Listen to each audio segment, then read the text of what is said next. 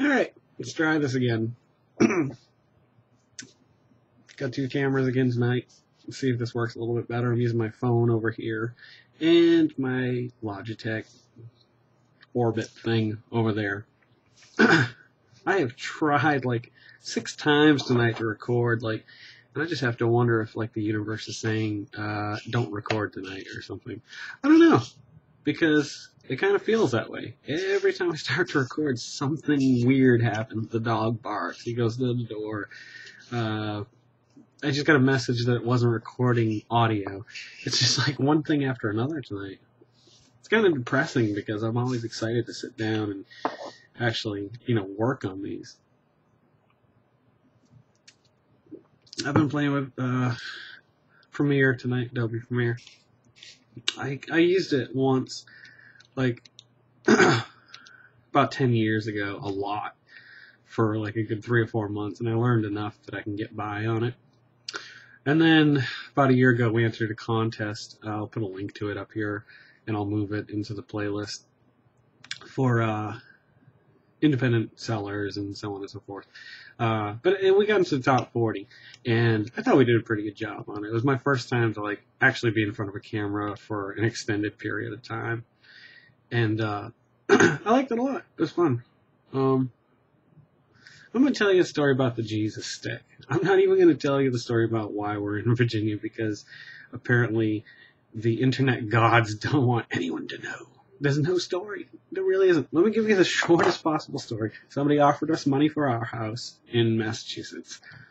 We got a price, gave it to him. He didn't bat an eyelash, waived the inspection, just wanted us out in 30 days. So 30 days to find a house. We went north, freezing cold, couldn't find anything in our price range that we liked. Went south. Why? Because Carol has some family here in Virginia Beach and in North Carolina, about 3 hours away. And we found the house we had because we went to go see it, and it had 7 stars on the walkway. And if you don't know, I've got 7 stars tattooed on my wrist. It was my first tattoo. Corey, my best friend, he has it as well. So I just felt, I guess sometimes I just see things and I think it's a sign. I do believe, but I do declare. Carol left her Facebook login. I'm getting my revenge now because she just put, let's read my statuses that she changed earlier. This is a little game we play. It's funny. Oh, did she log out? I don't know. Stupid. Oh, the internet's broke. That's right. Stupid internet. So, yeah, that's how we made the decision, or at least how I feel like it influenced our decision to buy this house. And it's a good house. It's on a quiet, dead-end road. We had a beautiful backyard that had paths going down to the creek and stuff until the storm came through a few years ago, the derecho. It took out the biggest tree we had that was probably 40 to 50 feet from our house that way. Huge tree, and it fell the other way. Thank the heavens, the stars. But I've got videos of that from the day after it happened, and I'll move them over to this channel, or at least put a link to this channel over there, here, there, where? Here! So we got down here, and we're getting in the house was a problem too, but that I'll leave for another night because I want to be positive. And that's just an angering story. Ooh, so angry. So we're picking colors for the room, and we're running back and forth to Home Depot, Lowe's, Walmart, wherever. And Carol and I end up at Walmart one night. I don't know what we were doing there, what we needed. Could have been anything. But all of a sudden, I see her running over to me going, Jane, look. And she's giving me that look like, don't look, but look. Look, don't look, don't look. And so I casually glance over, and this woman's going, I could hear her coming before I even turned around. She's just mumbling. I don't know what she's saying, but she's got a stick, a well-worn board, kind of like a hickory switch. No, it was like a like a yardstick cut in half, probably about 18 inches. But it was thick wood. I mean, not thick, but it wasn't like probably about half an inch thick versus like an eighth of an inch or whatever, like 16, no, probably about a quarter of an inch for a ruler. I'll have to get a ruler to measure my rulers if I can let you know. And, so she's got the stick. It's got scripture all over it, and in big letters and across, I believe. It said, well, I know the letter said Jesus. So she's holding this Jesus bat, I guess. It's probably like a miniature. Like if they, you know how you go to baseball games, you can buy the mini bats with your team's logo on it? Go local sports team. Well, it was like that, but it was like a cricket bat. And it was, you know, a little bit bigger than I'd say half the size. And every few seconds, not every few seconds, every 30 seconds, 40 seconds, wham! She'd smack herself in the forehead. She was beating herself with the Jesus stick. Like, I couldn't believe this. So Carol and I are at this point starting to think, oh my God, we've made a horrible mistake. I was thinking of Arrested Development. I've made a terrible mistake. It was one of those moments, but actually it was a pretty honest moment too, because maybe it's not that bad down here, but there's a lot of people who beat themselves with a not so literal Jesus stick, but a figurative Jesus stick. I'm sorry if that offends you. I really am. Well, there's the Jesus stick story. It's 6 minutes and 44 seconds. I got approval from my friend, my partner in crime, Corey, to start a section on here called The Corey Story. So, this ever-growing playlist ideas, this could really take on a life of its own. I need to just stay home and just record constantly, because I'm sure that's what you want. But, no, but seriously. So the Corey story. So I told it last night in a video, and, like I said, it got interrupted at the end, and it probably didn't come out bad. I haven't even looked at it yet, to be honest, but I thought I'd just re-record it tonight, because my heart wasn't way into it. And actually, recording today has gotten a lot better, because I wasn't really into it earlier when I first came. Well, when I first came down, I was, but I'm into it again, and I'm having a good time. And that's all that matters. So, I want to tell you the story of how I met my best friend, Corey. My partner in crime, I don't know, one of those stupid terms. I was going to use the word bro in, but I hate when people do that. Brosif. It's brotastic. See what I did there? It's a term that gets used a lot. See what I did there? How did that get started? I'd like to know. Anyway, okay. So, I think it was about, I had to be about 17 or 18. And I was down at Winthrop Street Baptist Church, and we were cleaning windows that day. I don't know why. Working on bulletin boards and just hanging out with Joe Hooper and having a good time. It was a good time.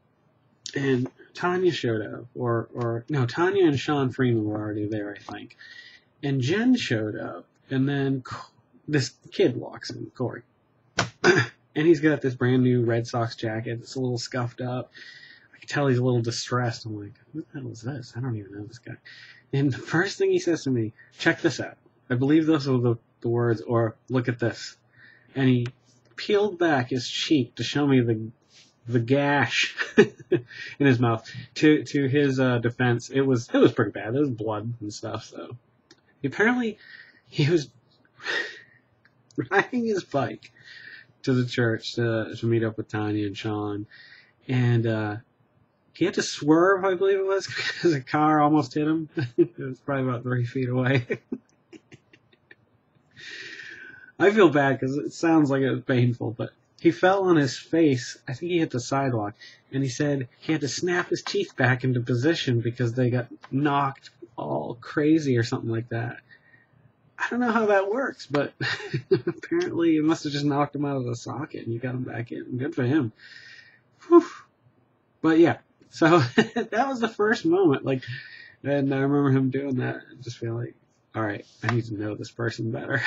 So, after we were done cleaning, I don't know how we ended up at the graveyard near my house. I think it's on Walnut Street. It's the street that Rich Marini lives on. You know, Rich Marini. He loves the Dolphins and they suck. Stupid Dolphins. We went to that graveyard, me, him, and Jen Melanson. We stayed there until it was too dark or too cold to stay there anymore. I can't remember why. We ended up going back to my house and hanging out more. And it went on like that, on and off for a few years. I remember, this is before I had a car, I think. Or I was just getting a car. It was right around when I met Corey that I got a car.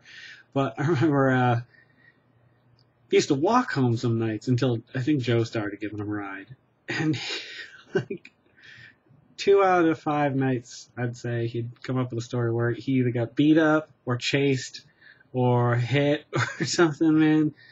That sucks. Like, it's funny the way he told it, but like, that sucks to grow up somewhere where you have to deal with that on a nightly basis because you have to walk home from your friend's house. Oh, boy. Tough times, man. Yeah, then I got my Pontiac T1000. I'm only at 11.5 minutes, so I'll move this story along. I'll probably do another video tonight just because I'm on a roll. You must be butter because you're on a roll. Yeah, my first car was a Pontiac T1000. It was silver, and I got it for $200. Like, it needed a lot of work. So I started I didn't start putting work. Frank Shutoff in Taunton, he started putting in some work into it. He made a fortune off of me in that car. And the next car, my Bronco. Oh, jeez. That was a fun car, though. But the Pontiac was at a younger time. I was obviously like 19, I think, when I got my first car. And me and Corey used to go, like, every Monday, I believe it was, with Dave Matthews quite often. Not the Dave Matthews. Well, the Dave Matthews right here. The other Dave Matthews is a singer, if you don't know. I'll put a link to his Facebook page or something. I'm sure he's got one. We used to, every Monday, I think it was, but definitely me and Corey. We'd go to Swansea Mall. Every Monday. I don't know, it was a habit. We'd hit the comic book stores, we'd hit the mall, we'd hit the Salvation Army, because it was always like, whatever color tag day was 50 cent. And, 50 cent. And, we had so many suits and clothes that, like, it was almost embarrassing, like, the clothes we were buying. I had these purple corduroys that were huge. They were like clown pants. I don't know why I bought them. They were 50 cents. That's why I bought them.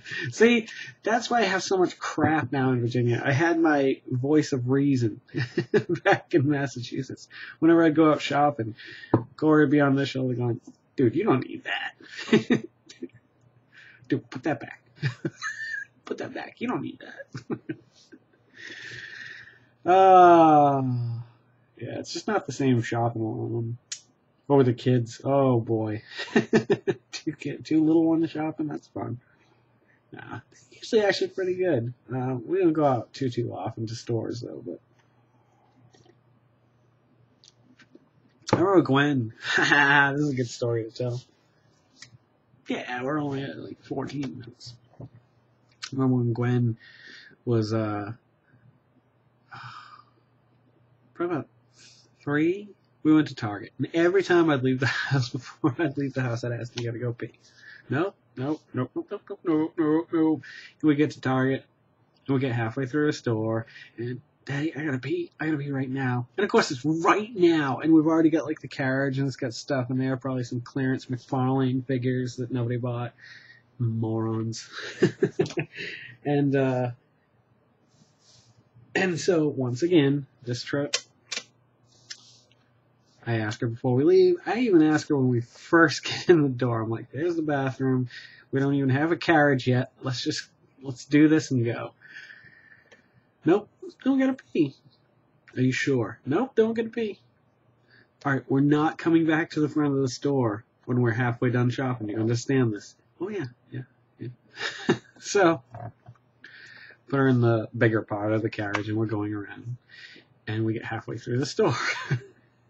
It's like a self-fulfilling prophecy. Like, I should have just made her go pee, or made her sit there until she went pee. I gotta pee. Well, I I made the mistake of laying down the law, putting my foot down and being like, well, you're gonna have to hold it till we get to the end. We made it to the toy department. When she looks at me, I hear it hitting the floor. I'm looking at her going, Glenn, you don't know how angry I am right now. I'll never forget that moment. And I always felt bad, like, because I was so mad, but, like, I ended up leaving the aisle to go bring her to the front of the store so I could change her and whatever, because I think I actually had a bag full of stuff, clothes and everything. And just as I'm leaving the aisle, there's a Target employee there who's looking at me with, like, eyes glowing red, just fire coming out of her nose, smoke coming out of her ears. Like, you could tell she was so unhappy with the idea that she was going to have to clean up this girl's pee. And I would have done it. I totally would have done it. But I was so angry in the moment that I just couldn't deal with it. I was just like, oh my God. I mean, that wasn't very nice. And I feel bad. That's a silly story, I guess. But alright, so we're at 16 minutes and 20 seconds. 23 over here, 24 over here. Okay, so they're pretty close. They're synced up. I'm betting I'm going to get better audio from you and better video from you. You're shooting at 1080p. You're 720p. And I've got some weird resolution going on over here. But it looks very HD, yet pixelated. Well, nonetheless, I'm going to say this. I'm going to say, don't forget to go make somebody smile tomorrow. How about an old lady? Why don't you go visit, like, an old folks home? I don't got the time to do that, so you do it for me. Okay, no, that's terrible. Seriously, do something. Do something nice for somebody. Okay, let me close with this. It goes right along with my sign-off line here. I read one of those memes, is that what the kids call them, on the Facebook today, and it said something like, I went out with my boyfriend the other day, and whenever he's in his car, he waves and he smiles at everybody that we go by. And finally I asked him, why do you keep waving and smiling to strangers? And he said, statistically, and I don't know if it's true or not, but it's still, it's not going to hurt. People who had attempted suicide and failed had said that if someone had just smiled or acknowledged them, they would have rethought it before they did it. But they said they were so ignored that they saw no reason to go on or whatever. What a depressing way to drop this off, huh? Now I feel like I gotta, well, alright, you know what? Stay tuned. I'm gonna come back probably in a little bit with another video. So, you two sit down. Yeah, I'll be back. Sorry about that. Terrible person.